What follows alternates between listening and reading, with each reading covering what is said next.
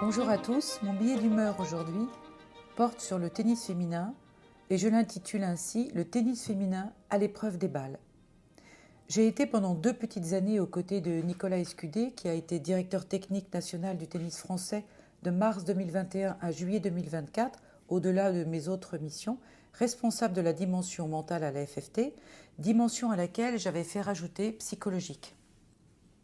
Avec Nicolas, nous avions souhaité entamer un travail de fond sur le tennis féminin et sur la santé mentale en termes de prévention et d'accompagnement en créant une antenne santé mentale.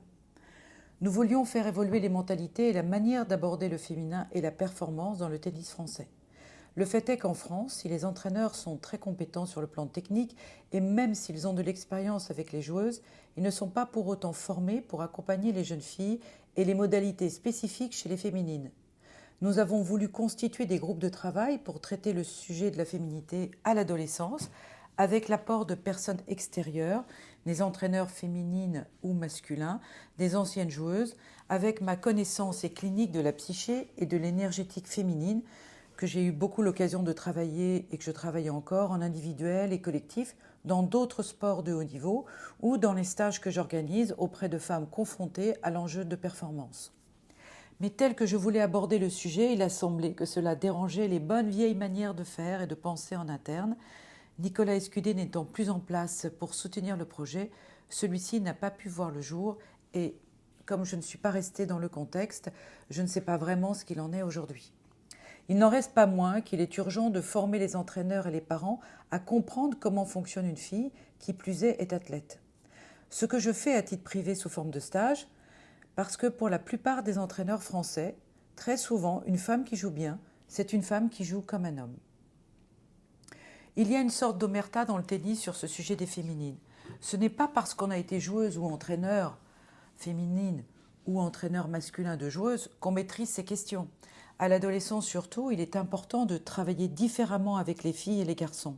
Les unes et les autres ne vivent pas leur puberté de la même façon, ni ne conçoivent les motivations de leur corps et esprit dans une même dynamique. Lorsque le rapport à leur corps change, les filles sont soumises à une forte pression. Elles sont souvent, comme la plupart des filles de leur âge, non informées sur ces questions, érotisées souvent ou mal comprises dans ce qu'elles traversent, et ce, de différentes manières.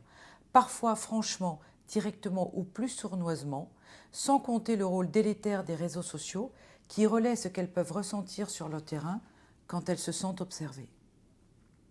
Durant cette période, elles sont plus en danger car il leur est difficile d'avoir une vie affective et ou stable pour de nombreuses raisons dues à leur statut de fille.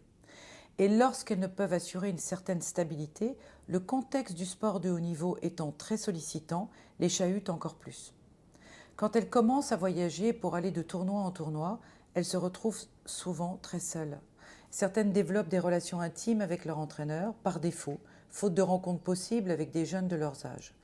Quelques raisons pour cela, concurrence, gêne, programme d'entraînement, capacité sociale peu développée, etc.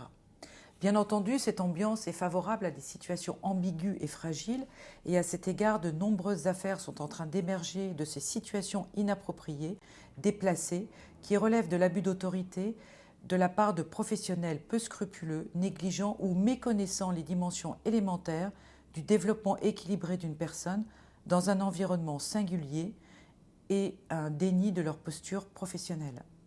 Au point que bon nombre d'entraîneurs en question ne semblent pas comprendre, même pris à défaut, que leurs actes sont inadmissibles ou inadaptés, car quelque part, un certain écosystème les protège. Soit dit en passant, ça ne concerne pas que les filles, les garçons sont aussi concernés par cette problématique. On dit les filles sont plus émotives, sans chercher à comprendre qu'en réalité, elles expriment davantage leurs émotions que les garçons, qui eux se l'interdisent plus, dû à la culture, ou l'expriment sous d'autres formes non lues comme telles. Comme cela peut être le cas dans la vie aussi. C'est aussi le fruit d'une certaine façon de penser généralisée. Souvent, les filles françaises sont comparées à des athlètes d'autres nationalités ou aux garçons, sans égard pour ce qui est comparé. En effet, d'une part, cela n'a pas vraiment de sens de faire des comparaisons entre les garçons et les filles, comme si les premiers n'étaient pas sujets aux atermoiements émotionnels et affectifs, et d'autre part, n'en a encore moins entre pays et cultures sur le fait que certaines athlètes féminines seraient plus dures face aux difficultés car on ne connaît pas les effets retards de ce que certaines supportent dans d'autres endroits du monde à certaines périodes de leur carrière et qui n'est pas dit. Le tennis féminin est souvent brocardé avec une certaine condescendance des garçons et de leurs entraîneurs envers les filles. Ça affecte bien entendu la confiance des joueuses, pire, les hante dans des moments clés lors de matchs, parfois longuement durant leur carrière. Des entraîneurs qui devraient acculturer un changement de regard et de comportement quand cela arrive, ou des entraîneurs qui devraient être à minima accompagnés psychologiquement, voire pour certains écartés, parce qu'ils ont été ou sont encore dans des comportements inacceptables. Mais force est de constater qu'ils semblent bel et bien protégés dans cet entre-soi révoltant. J'en ai été témoin, je l'ai entendu chez de nombreuses jeunes filles et femmes, mais c'est totalement nié. Est-ce que cela contribue à un état d'esprit assez défaitiste chez les féminines françaises au tennis, même si ce ne sont pas les personnes en elles-mêmes qui le sont au départ? Je pense que c'est dû à la culture de ce milieu en France, comme vu précédemment, et à un système qui ne se remet pas en cause en profondeur, même si des initiatives intéressantes chez les très jeunes joueuses commencent à voir le jour. Si on regarde de plus près ce qu'il se passe chez les Russes ou d'autres nationalités de l'Est avec lesquelles on compare les Françaises, on y observe davantage une mentalité de battante parce qu'il y a soit une dynamique culturelle qui les pousse de manière plus égalitaire, entre guillemets, soit une injonction forte à réussir, soit un chemin qui représente un ascenseur social, individuel, qui passe par le montage de structures à caractère privé où la prise de risque entrepreneuriale est présente très tôt et donc responsabilise l'engagement.